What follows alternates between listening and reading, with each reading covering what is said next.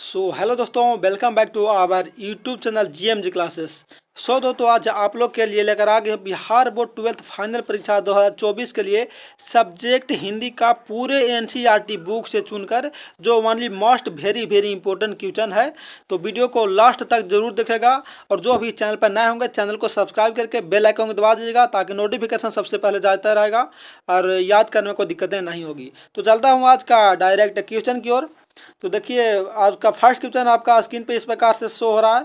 पर बाल कृष्ण भट्ट की रचना बातचीत क्या है, मतलब बातचीत किनके द्वारा लिखा गया है, तो बाल कृष्ण भट्ट जी के द्वारा। तो बातचीत जो है वो क्या है, एकांकी है, कहानी है, यात्रा संस्मरण है या ललित निबंध है। तो बता दूं दोस्तों कि एक का जो राइट आंसर हो जाएगा वो हो जाएगा ऑप्शन डी हो जाएगा था ललित निबंध। क्या मतलब बातचीत क्या है, तो एक तरह से ललित निबंध, एकांकी नहीं होगा, कहानी नहीं होगा, यात्रा स्मरण नहीं होगा, बल्कि ललित निबंध होगा करेक्ट आंसर।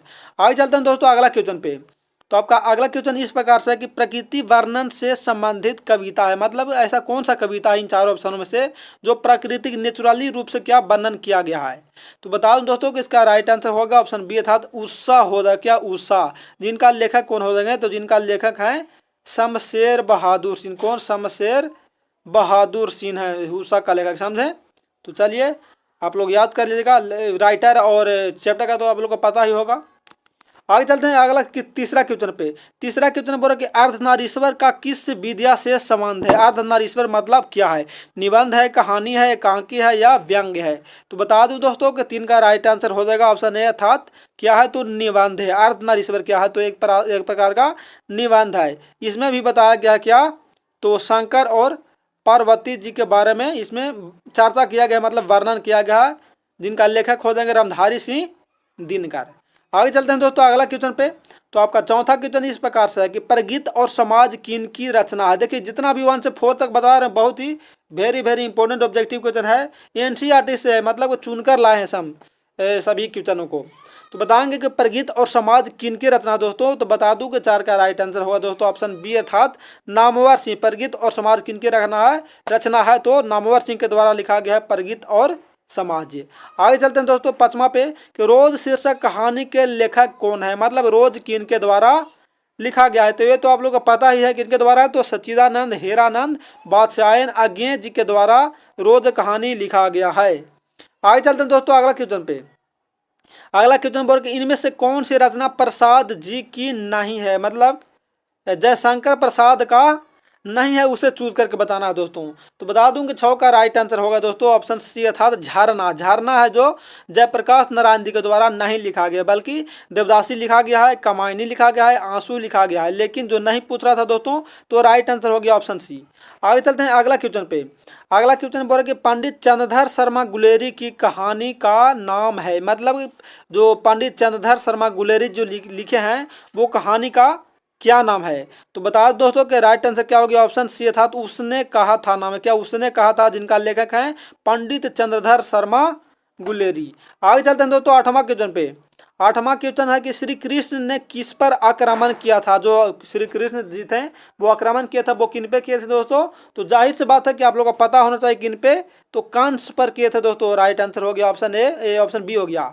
और आप लोग का सूचित कर दूं कि इसमें टोटल 100 क्वेश्चन है जो पूरे एनसीईआरटी क्वेश्चन एनसीईआरटी बुक से है, तो most very important objective question है, तो अंत तक जुड़े रहिएगा हमारे साथ। आगे चलते हैं 9वां पे। देखिए आप लोग का लग रहा हो कि ये नया चैनल है जो सर तो क्या बताएंगे। देखिए मेरा ये नया चैनल नहीं है, बल्कि मेरा सेकंड चैनल है। मेरा फर्स्ट चैनल का नाम है गुरु महती JNMT। तो वो यूट्यूब चैनल के द्वारा कुछ कम्युनिटी गाइडलाइन पालन नहीं करने के वजह से कुछ दिन के लिए ब्लॉक कर दिया गया है, इसीलिए इस चैनल को फुल सपोर्ट करिए आप लोग और लाइक सब्सक्राइब एंड शेयर करना नहीं भूलेगा। 9वां क्वेश्चन बोल रहा है कि इस प्रकार से कि निम्नलिखित में से कौन से रचनाकार बिहार के हैं। चलिए आइए ना हमारा बिहार में, तो हमारे बिहार का कौन है दोस्तों। तो राइट आंसर हो जाएगा ऑप्शन बी अर्थात रामधारी सिंह जो दिनकर हैं, दिनकर जी वो कहाँ के हैं, तो बिहार के हैं, हमारे बिहार के हैं। आगे चलते हैं 10वां क्वेश्चन पे।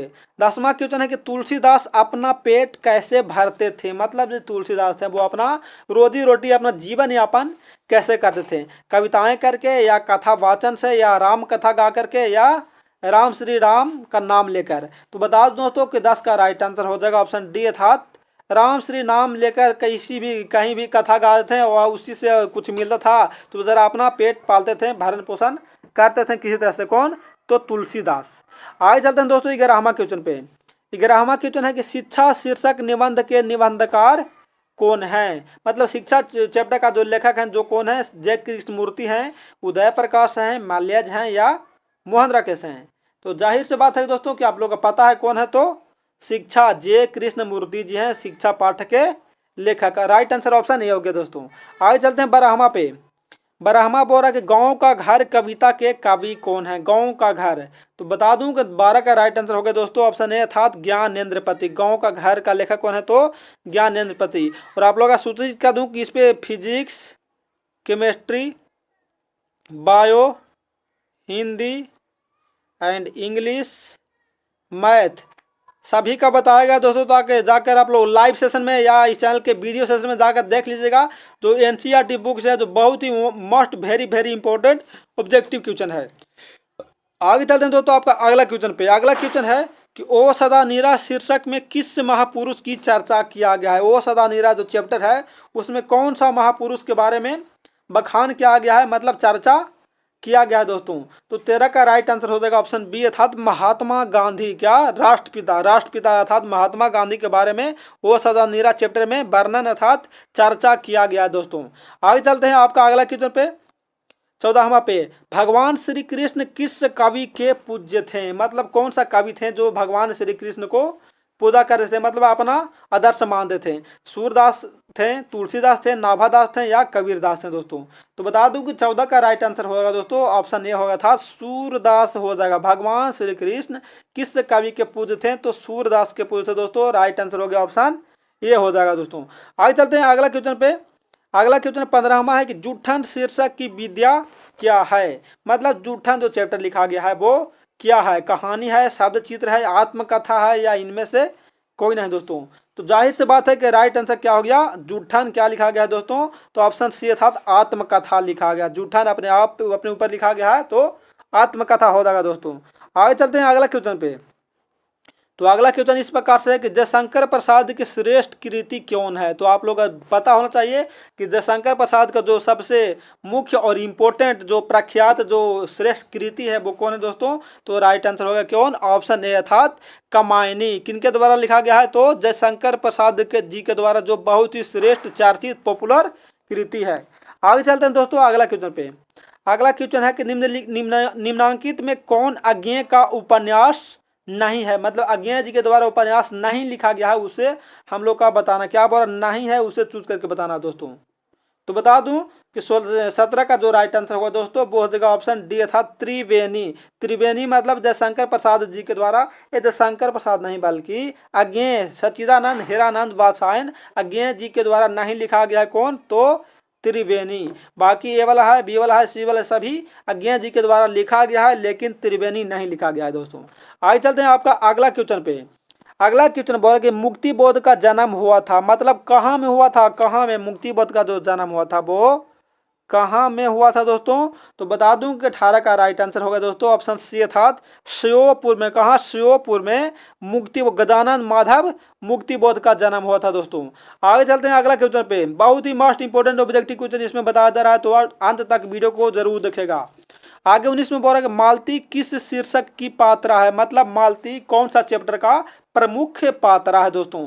तो 19 का राइट आंसर होगा दोस्तों ऑप्शन ए अर्थात रोज कहानी का लेखक कौन है? तो सच्चिदानंद हीरानंद वात्सायन अज्ञेय। और उसी का जो महत्व प्रमुख पात्रा है कौन? तो मालती। मालती का पति का क्या नाम था? तो मालती का पति का नाम था महेश्वर। समझे क्या?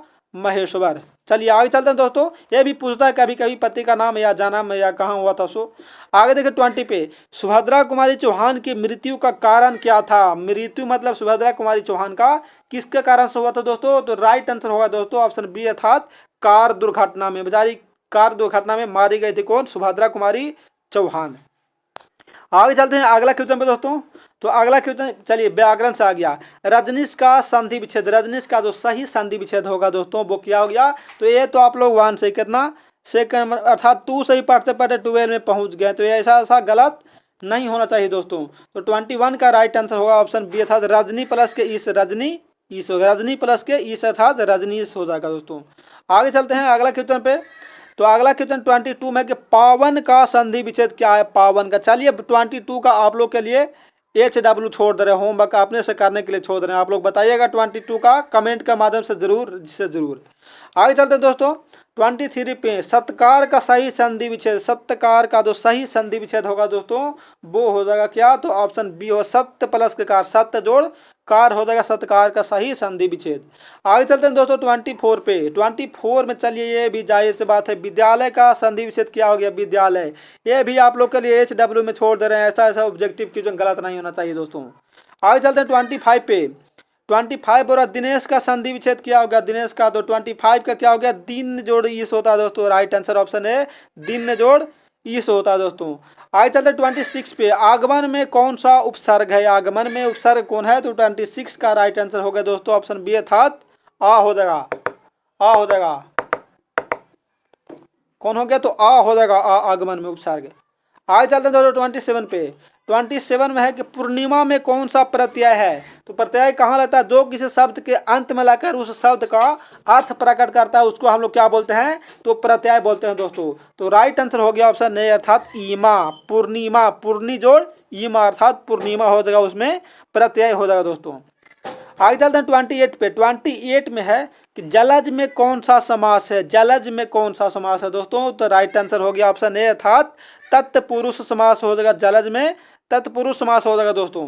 आगे चलते हैं 29 पे। 29 है देवालय, देवालय में कौन सा समास है। तो देव के लिए आलय, किसके लिए, तो देव के लिए आलय, मतलब आलय मतलब क्या हो गया, घर, देव के लिए आलय के लिए पूछ रहा है ना दोस्तों। तो राइट आंसर क्या हो गया ऑप्शन सी हो जाएगा था तत्पुरुष हो जाएगा। कर्ता ने कर्म को कारण से संप्रदान को के लिए कौन सा, तो संप्रदान तत्पुरुष हो जाएगा कौन। चलिए यहाँ लिख देते हैं संप्रदान, संप्रदान तत्पुरुष हो जाएगा। संप्रदान मतलब क्या होता है, को के लिए। तो देवालय बोल रहा है देव के लिए आलय, देव के लिए घर, इसलिए संप्रदान तत्पुरुष हो जाएगा, राइट आंसर ऑप्शन सी होगा दोस्तों। आगे चलते हैं 30 पे। 30 में कि लंबोदर में कौन सा समास है, जिसका लंबा है उदर। उदर मतलब क्या होता है, उदर। तो उदर मतलब होता है दोस्तों पेट, जैसे में कौन हो गए, तो गणेश जी। तो जिसका लंबा है उधर, इसमें कौन सा समास होगा दोस्तों। तो राइट आंसर हो गया ऑप्शन ए अर्थात बहुब्रीही समास हो जाएगा, क्या बहुब्रीही समास होगा दोस्तों। ये आप लोग को पता है, हमें पूर्ण विश्वास है। आगे चलते हैं 31 पे। रात दिन कौन सा समास है, रात दिन में कौन सा समास है, द्विगु है, बहुब्रीही है, द्वंद्व है, या इनमें से कोई नहीं। तो बता दोस्तों 31 का राइट आंसर हो गया ऑप्शन सी हो जाएगा द्वंद्व। रात दिन मतलब दोनों पद प्रधान है, तो हो गया द्वंद्व हो गया दोस्तों, समझे। आगे चलते हैं 32 पे। 32 में है कि प्रतिदिन में कौन सा समास है, प्रतिदिन, यथा संभव, इसमें इस सब में कौन सा समास होता है दोस्तों। तो राइट आंसर हो गया ऑप्शन ए अर्थात अव्ययी भाव समास हो जाएगा। देखिए प्रति या यथा, समझे, इस सब में क्या होता है, तो अव्ययी भाव समास होता है। तो राइट आंसर ऑप्शन ये हो गया। आगे चलते हैं आग का पर्यायवाची, आग का पर्यायवाची या उसका जो दूसरा नाम है, दूसरा नाम कौन सा नाम से हम लोग जानेंगे दोस्तों। तो 33 का राइट आंसर हो जाएगा ऑप्शन सी अर्थात अग्नि बोलते हैं, आग, अग्नि, अनल, ज्वाला। तो राइट आंसर हो गया दोस्तों ऑप्शन सी। आगे चलते हैं 34 पे। ईश्वर का पर्यायवाची शब्द क्या है, आत्मा है, परमात्मा है, देवेंद्र है, या शंकर है। तो बता दो दोस्तों ईश्वर का जो पर्यायवाची हो जाएगा वो हो जाएगा परमात्मा। क्या ईश्वर का पर्यायवाची क्या होगा दोस्तों, तो ऑप्शन बी अर्थात परमात्मा हो जाएगा। आगे चलते हैं 35 पे। 35 में बोले अंधकार का विलोम क्या है। तो जाहिर सी बात है कि आप लोगों को पता है क्या अंधकार का विलोम क्या होता है, तो प्रकाश हो गया दोस्तों, ऑप्शन ए हो गया। चलिए आगे चलते हैं। आपका अगला क्वेश्चन इस प्रकार से 36 में कि अदेह का विलोम क्या है। तो जाहिर सी बात है कि अदेह का विलोम क्या हो जाएगा, तो संदेह या सदेह हो जाएगा, या विदेह तो नहीं होगा, विदेह नहीं होगा, सदेह भी, सुदेह भी नहीं होगा, इनमें से कोई नहीं, अर्थात क्या हो गया, तो सदेह हो जाएगा अदेह का विलोम। आगे चलते हैं दोस्तों 37 पे। गोरा का विलोम क्या होगा, गोरा, गोरा, गोरा। तो 37 के राइट में क्या हो गया ऑप्शन बी अर्थात काला, गोरा, गोरे गोरे मुखा पर काला काला चश्मा, समझे ना। तो राइट में क्या हो गया ऑप्शन बी हो गया। आगे चलते हैं 38 पे। ठंडा का विलोम क्या है, ठंडा, ठंडा का क्या हो गया, तो गरम, ठंडा गरम, ठंडी की दिनों में अर्थात क्या गरम हो गया, उसका उल्टा दोस्तों। आगे चलते हैं 39 पे, दिवाकर का विलोम। दिवाकर, दिवाकर मतलब क्या हो गया, दिनकर या दिन बोला जा सकता है। तो 39 का राइट आंसर होगा दोस्तों ऑप्शन ए अर्थात निशाकर हो जाएगा। दिवाकर का विलोम क्या हो गया, तो निशाकर, निशाचर नहीं बल्कि कर हो जाएगा, निशाकर होगा दोस्तों, क्या कार हो जाएगा, समझे। तो राइट आंसर होगा दोस्तों ऑप्शन ए। आगे चलते हैं 40 पे, 40 में है कि साधारण का विपरीतार्थक था, साधारण का उल्टा क्या हो गया, तो ये भी पूछने वाली बात है, जाहिर से मार दीजिए ऑप्शन क्या, असाधारण, साधारण का उल्टा असाधारण हो गया दोस्तों। आगे चलते हैं 31 पे, 41 में बोला कि जिसका आचरण अच्छा है के लिए एक शब्द, मतलब अनेक शब्दों के लिए एक शब्द हम लोग से पूछ रहा है कि जिसका आचरण अच्छा है उसको हम लोग क्या बोलेंगे। तो 31 का क्या बोलते हैं दोस्तों, तो सदाचारी, जिसका आचरण क्या है, अच्छा है, उसका राइट आंसर क्या हो गया, ऑप्शन बी था सदाचारी दोस्तों।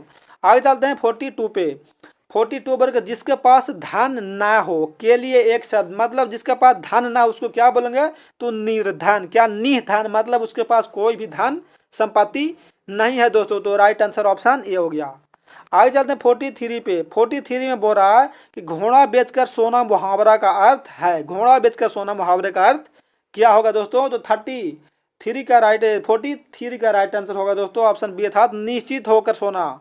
नहीं बोलता है कि कोई बड़ा काम रहता है वो काम हो जाता है तो बोलता है कि अच्छा इसकी वाला काम कर लेते हैं उसके बाद हम घोड़ा बेच कर सोएंगे, मतलब हम निश्चित होकर सोएंगे, कोई टेंशन नहीं रहेगा, समझे।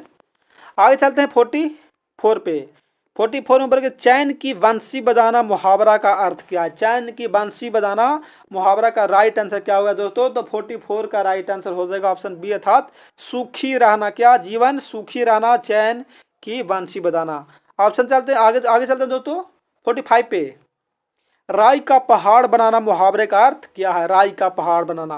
तो जाहिर से बात है क्या हो गया, तो 45 का राइट आंसर होगा दोस्तों ऑप्शन बी अर्थात छोटी बात को चढ़ा बढ़ा कर कहना, क्या छोटी मोटी बातों को चढ़ा बढ़ा कर कह रहा, राइट आंसर हो गया ऑप्शन बी हो गया। आगे चलते हैं अगला क्वेश्चन पे 46 पे, 46 में कि हाथ पांव मारना मुहावरे का अर्थ क्या होता है, तो इसमें क्या होगा राइट आंसर ऑप्शन ये हो गया राइट आंसर अर्थात क्या प्रयास करना, हाथ पांव मारना मतलब उसका जो राइट आंसर होता है वो प्रयास करना, आप लोग को पता है, हमें पूर्ण विश्वास है कि आप लोग का पहले से पता है दोस्तों। आगे चलते हैं 47 पे, 47 में है दोस्तों कि हवा से बातें करना मुहावरे का अर्थ क्या है, हवा से बातें करना मतलब क्या हो गया, तो 47 का राइट आंसर होगा दोस्तों ऑप्शन सी अर्थात बहुत तरक्की करना, क्या बहुत तरक्की करना, राइट आंसर ऑप्शन सी होगा दोस्तों। आगे चलते हैं 48 पे, 48 में बोल रहा है कि धर्म का विशेषण क्या है, धार्मिक है, धर्माज्ञ है, धर्मा है या इनमें से कोई नहीं। धर्म का विशेषण, क्या विशेषण किसे बोलते हैं, जो कि शब्द का अर्थ है उसका मतलब क्या गुण धर्म विशेषता बताए उसी को हम लोग क्या बोलते हैं विशेषण। तो 48 का राइट आंसर होगा दोस्तों ऑप्शन ए था धार्मिक, धर्म का विशेषण हो जाएगा धार्मिक, राइट आंसर ऑप्शन ए हो गया। आगे चलते हैं अगला क्वेश्चन पे 49 पे, 49 में कि राष्ट्र का विशेषण क्या है दोस्तों, तो राष्ट्र का 49 का राइट आंसर हो गया ऑप्शन बी अर्थात राष्ट्रीय, राष्ट्र का विशेषण क्या हो गया, तो राष्ट्रीय, करेक्ट आंसर ऑप्शन बी हो गया दोस्तों। आगे चलते हैं 50 पे, 50 में बोल रहा है कि चरित्र का विशेषण, चरित्र का जो विशेषण है वो क्या हो गया, तो 50 का राइट आंसर हो गया ऑप्शन ए अर्थात चारित्रिक, चरित्र का विशेषण क्या होता है दोस्तों, तो चारित्रिक होता है। आगे चलते हैं 51 पे, देखिए बहुत कम पैसा कम माल ज़्यादा इस पे दिया जाता है, कम समय में ज़्यादा क्वेश्चनों को कराया जाता है ताकि कम समय में स्टूडेंट अधिकतर क्वेश्चनों को कर पाएंगे। आगे देखिए 51 में रोज साहित्य की किस विद्या की रचना, रोज साहित्य की कौन सा विद्या की रचना, मतलब रोज क्या है, जाहिर से बात ऐसे पूछो ना भाई, कहानी है, भाषण है, निबंध है या डायरी है। तो 51 का बता दूं कि राइट आंसर हो जाएगा ऑप्शन ए अर्थात कहानी है, क्या रोज क्या है, तो एक प्रकार का कहानी है, जिनका लेखक हैं सच्चिदानंद हीरानंद वात्सायन अज्ञेय जी हैं। आगे चलते 52 पे, 52 में है कि स्कंद गुप्त किनकी रचना, स्कंद गुप्त जो लिखा गया है वो किनके द्वारा लिखा गया है, सूरदास, नाभादास, जयशंकर प्रसाद या तुलसीदास। तो स्कंद गुप्त बता दूं दोस्तों कि 52 का राइट आंसर हो गया ऑप्शन सी अर्थात जयशंकर प्रसाद जी के द्वारा लिखा गया है स्कंद गुप्त, तो राइट आंसर हो गया दोस्तों ऑप्शन सी हो गया। आगे चलते 53 पे, 53 में कि सुंघनी साहू परिवार किनसे संबंध था, सुंघनी साहू जो परिवार था वो किससे अपना संबंध रखते थे, निराला जी से, महादेवी वर्मा से, दिनकर से या जयशंकर प्रसाद से। तो बता दूं दोस्तों कि 53 का करेक्ट आंसर हो जाएगा ऑप्शन डी अर्थात जयशंकर प्रसाद से रखते थे कौन, सुंघनी साहू परिवार, राइट आंसर हो गया दोस्तों ऑप्शन डी हो गया, डी हो गया। हाँ चलिए आगे चलते हैं 54 पे 54 में क्या है कि रोज शीर्षक कहानी के कहानीकार कौन है। रोज मतलब किन के द्वारा लिखा गया है दोस्तों। तो 54 का राइट आंसर क्या हो गया। तो 54 का करेक्ट आंसर हो जाएगा ऑप्शन सी था सच्चिदानंद हीरानंद बादशायन अज्ञे जी के द्वारा लिखा गया है रोज। आगे चलते हैं दोस्तों 55 में जयशंकर प्रसाद का जन्म कब हुआ था। जयशंकर प्रसाद का जन्म कब हुआ था दोस्तों। तो राइट आंसर हो गया ऑप्शन बी था 1889 ईस्वी में जयशंकर प्रसाद का क्या हुआ था तो जन्म हुआ था। आगे चलते हैं दोस्तों 56 पे चंद्रगुप्त किनकी रचना चंद्रगुप्त किनके द्वारा लिखा गया है। सूरदास नाभादास जयशंकर प्रसाद या तुलसीदास। तो 56 का राइट आंसर होगा दोस्तों ऑप्शन सी था जयशंकर प्रसाद जी के द्वारा लिखा गया है चंद्रगुप्त। आगे चलते हैं दोस्तों 57 पे 57 में है कि निम्नलिखित में से कौन रोज शीर्षक कहानी के प्रमुख पात्र है। प्रमुख पात्र कौन है रोज कहानी का। तो 57 का क्या हो गया दोस्तों। तो मालती मालती और मालती का पति का क्या नाम था। तो इनका पति का नाम था महेश्वर। चलिए यहाँ पति का भी दे दिया गया है। पति का नाम क्या है तो महेश्वर है। आगे चलते दोस्तों 58 पे 58 में है 58 में इस प्रकार से थोड़ा स्क्रीन पे दिखाई दे रहा है कि जयशंकर प्रसाद कैसे कवि थे। तो बता दूं कैसे कवि थे जयशंकर प्रसाद। तो 58 का राइट आंसर हो गया दोस्तों ऑप्शन सी था छायावादी कवि थे। कौन थे छायावादी कवि थे कौन तो जयशंकर प्रसाद जी। आगे चलते हैं 59 पे झांसी की रानी किनकी रचना झांसी की रानी किनके द्वारा लिखा गया दोस्तों। तो 59 का राइट आंसर हो गया ऑप्शन ए अर्थात सुभद्रा कुमारी चौहान जी के द्वारा लिखा गया है झांसी की रानी। राइट आंसर हो गया दोस्तों ऑप्शन ए। आगे चलते 50 हो गया 60 पे 60 पे बोला कि भगत सिंह ने कैसी मृत्यु को सुंदर कहा है। भगत सिंह ने कौन सा मृत्यु को अच्छा कहा इंपॉर्टेंट कहा है। तो बता दूं कि 60 का जो राइट आंसर हो गया दोस्तों वो हो जाएगा ऑप्शन बी था देश सेवा के बदले दी गई फांसी को उन्होंने बहुत अच्छा मृत्यु का है अच्छा निर्धन का। आगे चलते हैं दोस्तों 61 पे तुमुल कोलाहल कला में शीर्षक कविता के जो कवि हैं वो कौन है। मतलब तुमुल कोलाहल कला में किनके द्वारा लिखा गया है दोस्तों। तो 61 का राइट आंसर हो गया ऑप्शन ए था जयशंकर प्रसाद जी के द्वारा लिखा गया है तुमुल कोलाहल कला में। राइट आंसर हो गया दोस्तों ऑप्शन ए। आगे चलते हैं 62 पे पथभ्रष्ट में कौन सा समास है। पथभ्रष्ट में कौन सा समास है। तो पथ मतलब कि पथ गली का भ्रष्ट। तो 62 का राइट आंसर हो जाएगा दोस्तों ऑप्शन बी था तत्पुरुष समास हो जाएगा। आगे चलते हैं 63 पे देश सेवा में समास बताइए। देश के लिए सेवा देश के लिए सेवा दोस्तों। तो 63 का भी राइट आंसर होगा ऑप्शन सी था संप्रदान को के लिए संप्रदान तत्पुरुष हो जाएगा समझे देश के लिए सेवा। आगे चलते हैं दोस्तों 64 पे 64 में है कि जो स्त्री सूर्य भी नहीं देख पाती उसे क्या कहेंगे। जो स्त्री सूर्य को भी नहीं देख पाती है उसको हम लोग एक शब्द में क्या कहेंगे दोस्तों। तो 64 का राइट आंसर हो जाएगा ऑप्शन ए था असूर्य अस्पा। क्या बोलेंगे असूर्य अस्पा बोलेंगे सूर्य अस्पा बोलेंगे दोस्तों। राइट आंसर हो गया ऑप्शन ए। आगे चलते 66 पे देखिए बहुत कम पैसा कम माल ज़्यादा समझे मतलब क्वेश्चन टाइम कम और क्वेश्चन ज़्यादा प्रोवाइड हो रहा है इस चैनल पे। तो चैनल को फुल सपोर्ट करिए लाइक सब्सक्राइब एवं शेयर करके। आगे चलिए 65 पे बोल रहा है कि जिनका कोई शत्रु पैदा नहीं हो उनके लिए एक शब्द कहा गया। मतलब जिनका कोई शत्रु नहीं है तो उनको राइट आंसर क्या हो गया दोस्तों अजात शत्रु। क्या अजात शत्रु दोस्तों। राइट आंसर ऑप्शन बी हो गया। आगे चलते हैं 66 पे तारा का लिंग निर्णय करें। तारा का लिंग मतलब तारा क्या है पुल्लिंग है स्त्रीलिंग है उभयलिंग है या इनमें से कोई नहीं। तो बता दूं दोस्तों कि तारा क्या है। तो तारा हो जाएगा दोस्तों पुल्लिंग हो जाएगा। तारा क्या है तो पुल्लिंग है दोस्तों। राइट आंसर ऑप्शन ये हो गया। ना बोलता तारा चमक रहा है ये नहीं बोला जाता कि तारा चमक रही है बल्कि तारा चमक रहा है बोला जाता है। आगे चलते हैं दोस्तों 67 पे मच्छिका का तत्सम रूप क्या है। मच्छिका का जो तत्सम रूप क्या है दोस्तों। तो बता दूं कि मच्छिका का जो तत्सम रूप होता है वो होता है मक्खी मछली नहीं बल्कि मक्खी होता है मच्छिका का तत्सम रूप। आगे चलते हैं दोस्तों 68 पे 68 में है कि दिनकर जी थे। दिनकर जी कहाँ के थे दोस्तों। तो ये आप लोग का पता होना चाहिए कहाँ के थे। तो एक बिहारी 100 पर भारी कहाँ के थे। तो रामधारी सिंह दिनकर बिहार के थे दोस्तों। 68 का राइट आंसर हो गया ऑप्शन ए हो गया बिहार। आइए ना हमरा बिहार में ठोक देंगे कट्टा कपार में। आगे चलते दोस्तों 69 पे 69 है कि अमृत का पर्यायवाची मतलब अमृत का दूसरा नाम क्या है दोस्तों। तो 69 का जाहिर सी बात है कि राइट आंसर हो जाएगा ऑप्शन ए अर्थात सुधा। अमृत का पर्यायवाची सुधा होगा दोस्तों। राइट आंसर ऑप्शन है। आगे चलते 70 पे 70 में एक अश्व का पर्यायवाची शब्द क्या है। अश्व मतलब क्या होता है। तो अश्व मतलब होता है घोड़ा। तो घोड़ा का पर्यायवाची शब्द क्या हो गया दोस्तों? तो 70 का राइट आंसर हो जाएगा ऑप्शन सी था तुरंग। घोड़ा भी होता है, घटका भी होता है, तुरंग तुरंग बाजी भी होता है, समझे? तो राइट आंसर हो गया दोस्तों ऑप्शन सी अर्थात तुरंग हो जाएगा। आगे चलते 71 पे, वन में चरने वाला। वन में चरने वालों को हम लोग क्या बोलेंगे? तो 71 का राइट आंसर हो गया दोस्तों ऑप्शन सी अर्थात बनचर। वन में चरने वाला के लिए एक शब्द में क्या बोलेंगे? तो बनचर बोलेंगे। राइट आंसर ऑप्शन सी हो गया। आगे चलते हैं 72 पे। 72 में कि स्वीकार करने योग्य, स्वीकार करने योग्य उसको क्या बोलेंगे? तो 72 का राइट आंसर होगा दोस्तों ऑप्शन बी अर्थात क्या क्या स्वीकार करने योग्य। राइट आंसर ऑप्शन सी होगा स्वीकृति। स्वीकृति 72 का राइट आंसर हो गया दोस्तों ऑप्शन सी हो गया। आगे चलते हैं 73 पे। अर्धनारीश्वर निबंध कब प्रकाशित हुआ था? अर्धनारीश्वर जो रामधारी सिंह दिनकर जी के द्वारा लिखा गया और जो शंकर और पार्वती के जी के द्वारा में उसमें बताया गया है, वो कब प्रकाशित किया गया था दोस्तों? तो बता दूं कि 73 का जो राइट आंसर होगा दोस्तों ऑप्शन डी अर्थात 1952 में प्रकाशित किया गया था रामधारी सिंह दिनकर जी के द्वारा। आगे चलते हैं दोस्तों 74 पे। नोरभादास नहीं बल्कि नाभादास। क्या नाभादास किस धारा के कवि थे? नाभादास होगा क्या? नाभादास। नाभादास कौन सा धारा के कवि थे दोस्तों? तो बता दूं कि 74 का राइट आंसर हो गया दोस्तों ऑप्शन ए अर्थात सतगुणों क्या सगुणोपासक राम भाग थे। कौन? सगुणोपासक राम भाग थे। कौन? तो नाभादास दोस्तों। राइट आंसर हो गया ऑप्शन ए। आगे चलते हैं 65 पे 75 पे सॉरी 75 पे। ओ सदा नीरा किस संग्रह से लिया गया है? ओ सदा नीरा बोलते छंद से लिया गया है, ओ मेरे सपने से लिया गया है, भोर का तारा से लिया गया है, या कोणार्क से लिया गया है दोस्तों? तो बता दूं कि ओ सदा नीरा कहाँ से लिया गया है दोस्तों? तो 75 का राइट आंसर होगा दोस्तों ऑप्शन ए अर्थात बोलते छंद से लिया गया है दोस्तों। राइट आंसर ऑप्शन ए हो गया।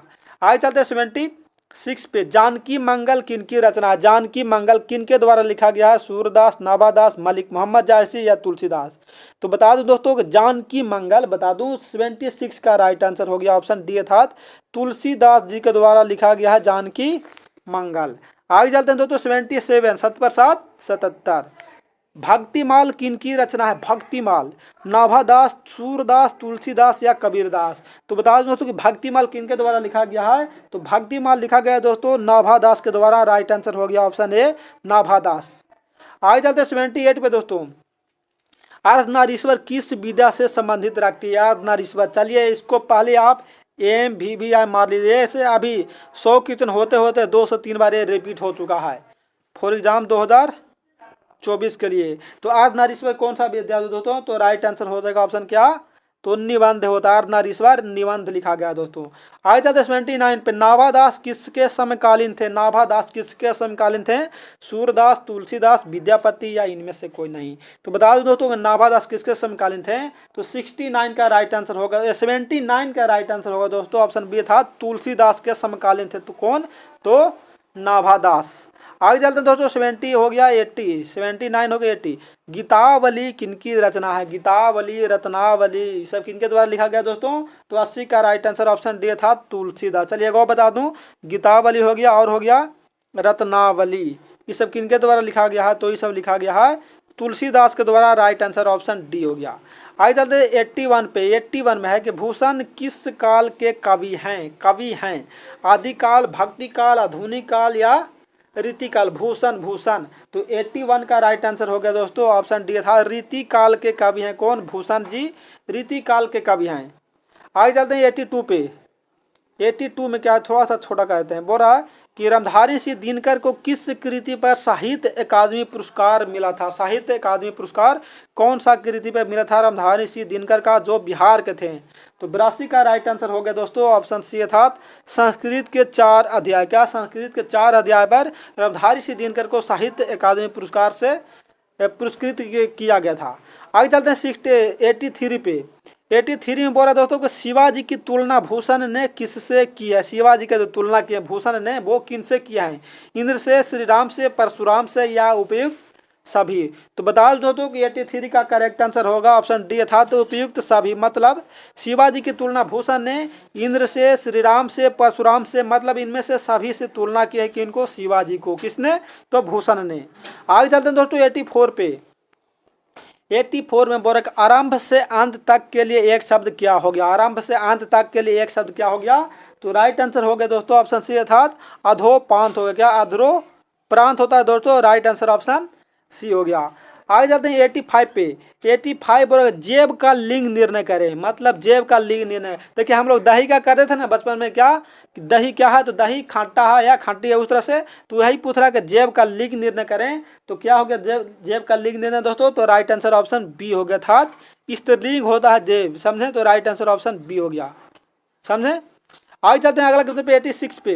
गागर में सागर भरना का अर्थ क्या होता है? क्या गागर में सागर भरना का जो अर्थ होता है वो क्या होता है दोस्तों, तो 86 का राइट आंसर हो जाएगा ऑप्शन बी अर्थात थोड़े शब्दों में बहुत कुछ कह देना। क्या थोड़े शब्दों में बहुत कुछ कह देना, मतलब गागर में सागर भर देना होता है दोस्तों। आगे चलते हैं 87 पे। 87 में बोला कि घी के दीपक जलाना मुहावरे का अर्थ क्या? घी का दीपक जलाना, तो क्या हो गया राइट आंसर, तो 87 का राइट आंसर होगा दोस्तों ऑप्शन सी अर्थात खुशियां मनाना। और अब आ ही रहा है क्या, अभी दीपावली आ ही रहा है तो उसमें देखबे करेंगे, समझे, कि घी का दिया जलेगा, मतलब क्या खुशी मनाना। राइट आंसर हो गया ऑप्शन सी। आगे चलते हैं दोस्तों अगला क्वेश्चन पे 88 पे। 88 अर्थात 88 पे बोला कि मदन मदन का साला, अच्छा मदन का जो साला किसका है, नहीं मदन सलाका, अच्छा मदन सलाका दिया गया है कि मदन सलाका किसका पर्यायवाची है। तो बता दो दोस्तों को 88 का राइट आंसर हो जाएगा ऑप्शन सी अर्थात कोयल का। मदन सलाका किसका पर्यायवाची है, तो कोयल का पर्यायवाची होता है, राइट आंसर हो गया दोस्तों ऑप्शन सी। आगे चलते हैं अगला क्वेश्चन पे 89 पे। 89 में झुकाव का लिंग निर्णय करें, मतलब झुकाव क्या है, पुल्लिंग है, स्त्रीलिंग है, उभयलिंग है या इनमें से कोई नहीं। तो बता दो दोस्तों कि झुकाव क्या है, तो झुकाव हो जाएगा अर्थात पुल्लिंग हो जाएगा दोस्तों। क्या झुकाव क्या है, पुल्लिंग हो जाएगा। आगे चलते हैं 90 पे। 90 में बोल रहे कि बादल का तत्सम शब्द क्या, बादल का तत्सम शब्द क्या होगा दोस्तों, तो राइट आंसर हो गया ऑप्शन सी अर्थात घन सब क्या हो गया, घन होता है दोस्तों। आगे चलते हैं 91 पे। किरण का पर्यायवाची शब्द क्या है? किरण रश्मि होगा, म्यूक होगा, मरीची होगा या ये सभी। किरण का पर्यायवाची क्या हो गया दोस्तों, तो 91 का राइट आंसर हो गया ऑप्शन डी अर्थात ये सभी। मतलब किरण का पर्यायवाची रश्मि भी होगा, म्यूक भी होगा, मरीची भी होगा, मतलब इनमें से सभी हो जाएगा दोस्तों, राइट आंसर ऑप्शन डी। आगे चलते हैं 92 पे। 92 में नेवला का तत्सम शब्द, नेवला का तत्सम शब्द क्या हो गया दोस्तों, तो नेवला का तत्सम शब्द होता है न्यूल, होता क्या नकुल होता है, Nakul. Right answer option B हो गया दोस्तों। आगे चलते हैं 93 पे। पत्र का तद्भव रूप क्या, पत्र का तद्भव क्या, पन्ना होगा, चमड़ा होगा, खत होगा या पत्ता। पत्र का पुत्रा ना, तो 93 का राइट आंसर होगा दोस्तों ऑप्शन डी अर्थात पत्ता। पत्र ना बोलता पत्र, तो इसका राइट आंसर हो गया पत्ता। आगे चलते हैं 94 पे। 94 में दिया गया है कि चिकना घड़ा होना मुहावरा किस अर्थ में प्रयोग किया जाता है। चिकना घड़ा होना मुहावरा कौन सा अर्थ में प्रयोग करें, चलिए वही वाला को इसमें क्या पूछा तो उलट कर पूछ दिया दोस्तों। तो हम लोग का घबराने की बात नहीं है, बल्कि डायरेक्ट इसका सामना करने की बात है। तो 94 का राइट आंसर होगा दोस्तों ऑप्शन सी अर्थात किसी बात का प्रभाव ना हो। मतलब चिकना घड़ा होना मुहावरे का अर्थ होता है किसी बात का प्रभाव ना होता है। 94 का राइट आंसर हो गया दोस्तों ऑप्शन सी। आगे चलते 95 पे। बस 4 से 5 क्वेश्चन और है, ज़्यादा घबराने की बात नहीं है, बस अंत तक देखते रहिए। निर्गुण का संधि विच्छेद क्या है, निर्गुण। तो 95 का राइट आंसर हो जाएगा ऑप्शन ए अर्थात निह जोड़ गुण हो जाएगा, निह जोड़ गुण निर्गुण। आगे चलते दोस्तों 96 पे। 96 में है कि चिराग तले अंधेरे होना मुहावरा का अर्थ क्या, चिराग तले अंधेरे होना। तो 96 का राइट आंसर हो गया दोस्तों ऑप्शन सी अर्थात अपना दोष खुद को ना दिखाई देना। क्या चिराग तले अंधेरा, मतलब अपना उसमें दोष है, वो खुद को नहीं दिखाई दे रहा, बल्कि दूसरा का दोष उसका प्रकट हो रहा है कि फलना ऐसे करता है, फलना ये है, फलना वो है। तो राइट आंसर हो गया दोस्तों ऑप्शन सी हो गया। आगे चलते 97 पे। अध्ययन में संधि विच्छेद, अध्ययन कौन सी संधि है, अध्ययन कौन सा संधि है, दीर्घ संधि, गुण संधि, वृद्धि संधि या यन संधि। तो 97 का राइट आंसर हो जाएगा दोस्तों ऑप्शन डी अर्थात यन संधि है। क्या अध्ययन यन संधि के अंतर्गत आता है दोस्तों, राइट आंसर ऑप्शन डी हो गया। आगे चलते 98 तलाक का लिंग निर्णय करें। तलाक क्या है, पुल्लिंग, स्त्रीलिंग, उभयलिंग या इनमें से कौन है। तो 98 का राइट आंसर होगा दोस्तों ऑप्शन ए पुल्लिंग। ना बोलता का स्त्रीलिंग दे दिया, तलाक उसको दे दिया, तलाक दे दी नहीं बल्कि तलाक दे दिया, तो राइट आंसर हो गया दोस्तों ऑप्शन ए हो गया। आगे चलते 99 पे। नशा का लिंग निर्णय करें। नशा क्या है दोस्तों, तो नशा क्या है, तो राइट आंसर हो गया ऑप्शन ए अर्थात पुल्लिंग है नशा। मतलब नशा नश का जड़ है भाई, घर घर में है आग लगाई। नशा नस का जड़ है, समझे। तो राइट आंसर हो गया ऑप्शन है पुलिंग होता है नशा दोस्तों। आगे चलते हैं 100 पे, और आज का लास्ट के जो है अंत भला तो सब भला, और सभी कोई बताइएगा 100 का। इनमें से किस शब्द में द्वंद्व समास नहीं है? द्वंद्व समास नहीं है, उसे बताना है कि कौन सा समास में द्वंद्व समास नहीं होगा दोस्तों। न्यूनायिक में, राधा रंक में, गंगा यमुना में, या बंधन मुक्त में? तो 100 का राइट आंसर हो गया दोस्तों ऑप्शन डी, अर्थात बंधन मुक्त में समास द्वंद्व समास नहीं है, द्वंद्व समास नहीं है दोस्तों। तो राइट आंसर हो गया ऑप्शन डी। आगे चलते हैं दोस्तों, आगे बस शायद अब समाप्ति होगा, आगे तो बस समाप्ति हो गया। तो आप लोग बताएंगे अंत में कि आप लोग का कैसा लगा, समझे, कैसा लगा आज का क्लास। बाकी थैंक्स फॉर वाचिंग, सपोर्ट के लिए लाइक सब्सक्राइब एंड शेयर करना नहीं भूलेगा। और मैं हूं आपका दोस्त, आपका प्यारा सा साथी बाय एसटीएन सर। तो चलिए फिर मिलते हैं अगले क्लास के सेट में, तब तक के लिए जय हिंद जय भारत।